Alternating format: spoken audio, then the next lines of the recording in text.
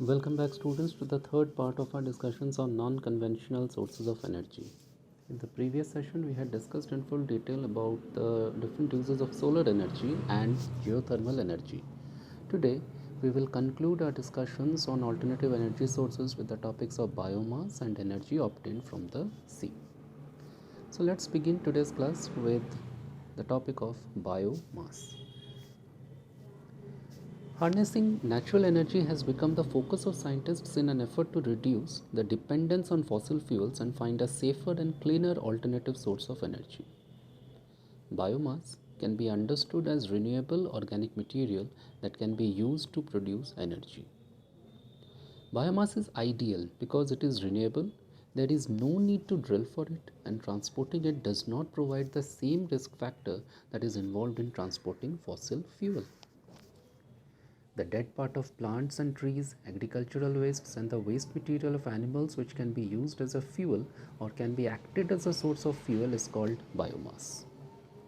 Some common examples of biomass are wood and wood shavings, dry leaves and stems, bagasse, that is the cellulosic material left after the extraction of juice from sugarcane, crop residue, cattle dung, sewage.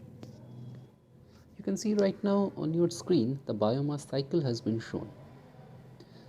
We can have vegetable biofuels, accumulation of waste from agriculture, going to shipping to biofuel plant, then the energy used in that industrial production, finally liberating CO2. So it's the process that continues. Dry biomass produces heat on burning and thus can be used as a fuel to produce energy. It means that biomass is a source of energy which is renewable in nature. Biomass is a renewable source of energy because it is obtained from plants and animals and can be produced again and again. So, how biomass is produced? Producing fuel and energy from biomass is complex but corresponds directly to photosynthesis. Photosynthesis is a chemical reaction in which carbon dioxide and water are transformed into oxygen gas and glucose through the input of energy from the sun. Plants become autotrophs because they use glucose as a source of energy rather than fossil fuels. So, biomass is manufactured from crops, wood, manure, landfill gases, and alcohol fuels. Biomass can be converted to other usable forms of energy such as methane gas or transportation fuels such as ethanol and biodiesel. Crops like corn and sugarcane can be fermented to produce ethanol. Biodiesel, another transportation fuel, can be produced from leftover food products like vegetable oils and animal fats.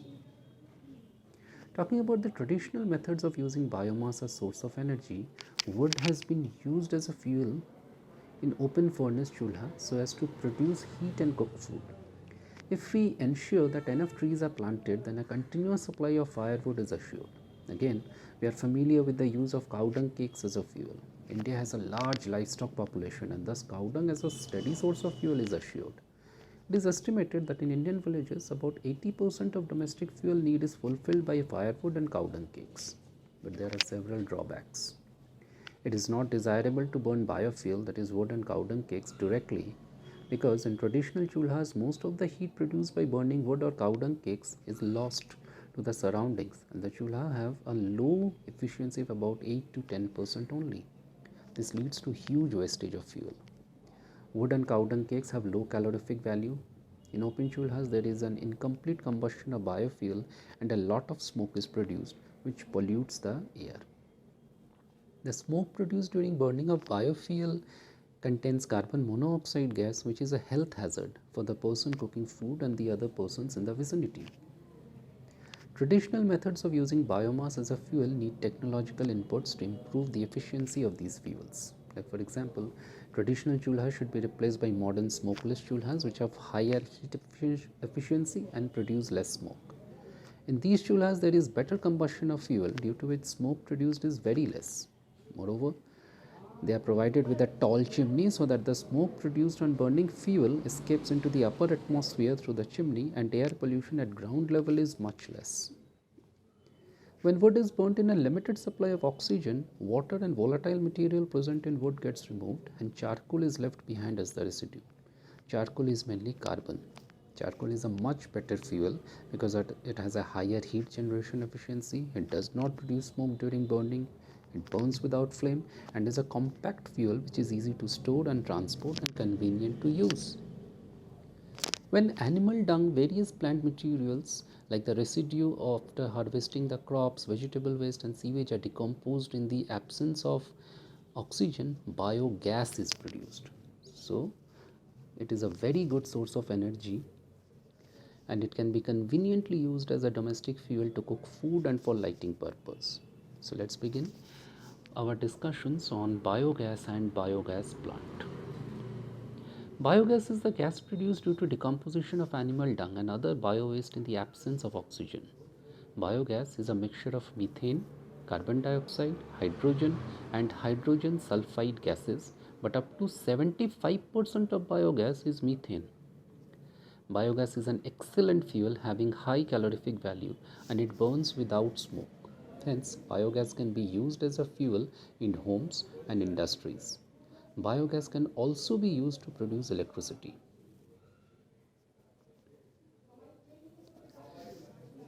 This is the schematic diagram of a fixed dome type biogas plant. Biogas is produced in a biogas plant. The plant has a dome-like structure built with bricks. A slurry of cow dung and water is made in mixing tank. Then the slurry is fed into the underground digester tank. The digester tank is a sealed chamber in which there is no oxygen. Inside the digester, anaerobic microorganisms which do not require oxygen decompose or break down complex compounds of the cow dung slurry. The decomposition process takes few days to complete, and as a result of this decomposition, biogas is generated. The biogas is stored in the gas tank above the digester. From gas tank, we can draw biogas through pipes for our use. The spent slurry from the outlet chamber is removed periodically from the plant through overflow tank. The removed slurry is an excellent manure rich in nitrogen and phosphorus. Another way of constructing a biogas plant is shown in the screen right now. It is a floating gas holder type biogas plant. Now right now on your screen you can see some biogas plants. You might be thinking, what are the advantages of biogas? Biogas is an excellent fuel as it contains up to 75% methane gas. Biogas burns without smoke and leaves no residue, like ash during burning of wood, charcoal and coal. Heating capacity of biogas is high. Biogas is odorless. Biogas can also be used for lighting and for generating electricity. The spent slurry produced in a biogas plant is used as an excellent manure which is rich in nitrogen and phosphorus. In biogas plant, there is large-scale utilization of biowaste and sewage material. Thus, besides supplying biogas and manure, it is a safe and efficient method of waste disposal. But there are a couple of disadvantages too. Biofuels have a lower energy output than traditional fuels. As demand for food crops such as corn grows for biofuel production, it could also raise prices for necessary staple food crops. Now in this map you can see the biomass energy potential of our country. I will zoom in the map a little bit.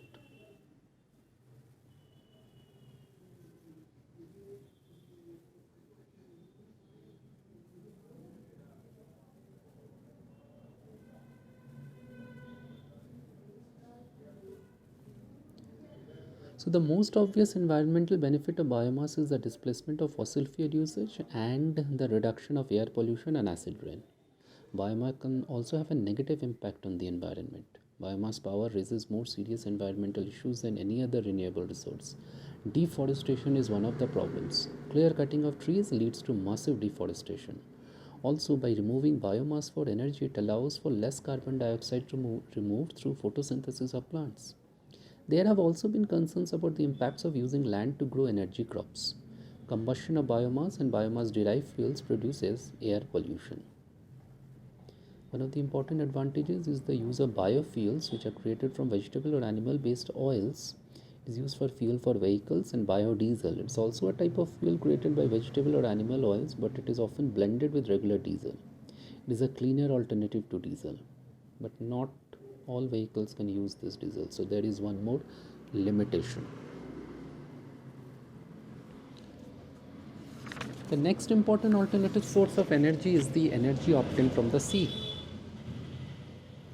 Due to solar radiation, the water in seas and oceans is heated up. As specific heat capacity of water is very high and more than 70% of the earth's surface is covered by oceans and seas, the energy stored in them is enormous, and we can say that seas and oceans are storehouses of energy. The energy from the sea is an alternate source of energy along with being a renewable and inexhaustible in nature. The energy from the sea or ocean water is chiefly available in three forms: tidal energy, wave energy, and ocean thermal energy. Let's begin with the first, that is tidal power.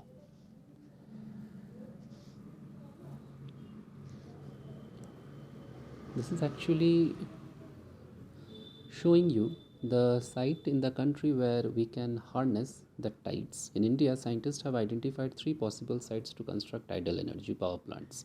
These are Gulf of Kutch and Gulf of Cambay, both in Gujarat and in Sundarban, West Bengal. So let's go back to the previous diagram and discuss a bit about tides and then the tidal power plants. We know that due to the gravitational pull of mainly the moon on the spinning earth, the water level in the sea rises and falls. The periodic rise and fall of water level in seas and oceans is called tide. The rise of sea water as a result of the moon's attraction is called high tide, and the subsequent fall in water level is called low tide. Time interval between consecutive high tides or consecutive low tides is 12 hours 25 minutes. Tidal energy is the kinetic energy of enormous amount of water moving between the high tide and low tide. Tidal energy can be employed to produce electricity.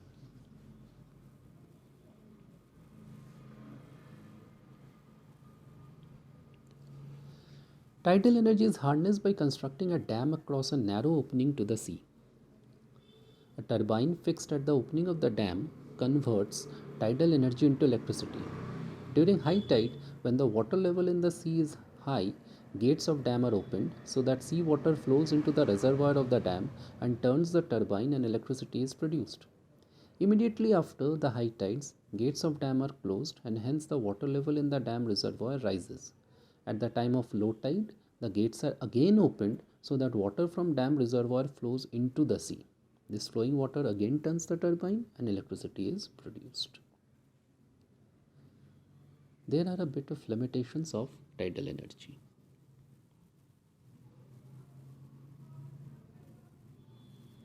As you might have got some idea after observing the map of our country as well, that the energy potential from tidal energy is quite large, but it suffers with a bit of limitations because there are very few sites where dams can be constructed to utilize tidal energy. Cost of installation of tidal energy power plants is high. Moreover, power plants built at seashores need high maintenance costs because chances of corrosion are extremely high there. It is not a continuous and reliable source of energy, and the efficiency of tidal energy power plant is small. Wave energy. A large amount of energy from the sea is available in the form of sea waves. Sea waves are generated by strong winds blowing across the sea. These sea waves possess a lot of kinetic energy owing to their high speeds. The energy of sea waves can be utilized to generate electricity. As you can see in the diagram, in this manner,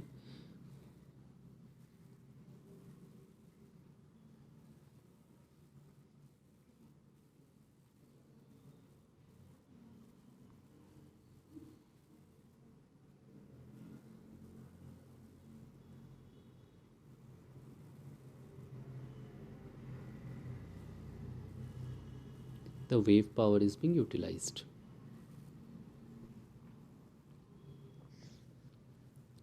A wide variety of devices has been developed to trap wave energy for rotation of turbine and production of electricity. However, the technologies developed to trap wave energy are still in the experimental stage. Harnessing of wave energy would be a viable proposition only at the places where sea waves are very strong. Limitations of wave energy are similar to that of tidal energy because there are very few sites where this form of energy can be harnessed, and obviously the installation cost is a bit high.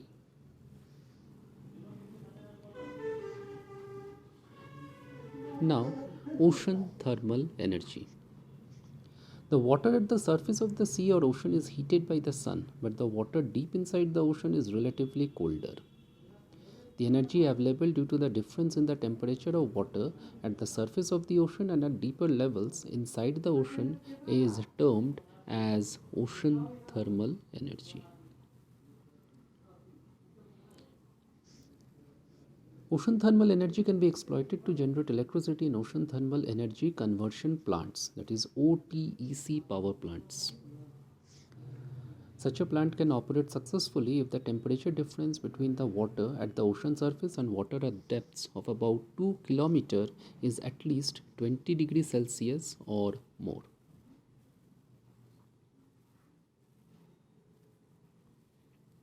As you can see in this diagram.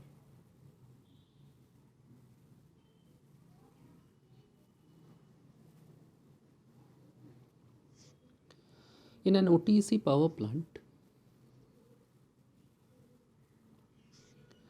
the warm surface water is used to boil a volatile liquid like ammonia or CFC. The vapors of the liquid are then used to run the turbine of the electric generator.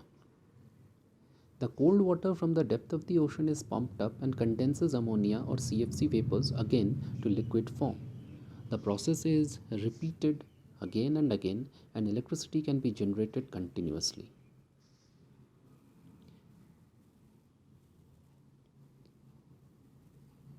So in this picture you can see an OTEC power plant.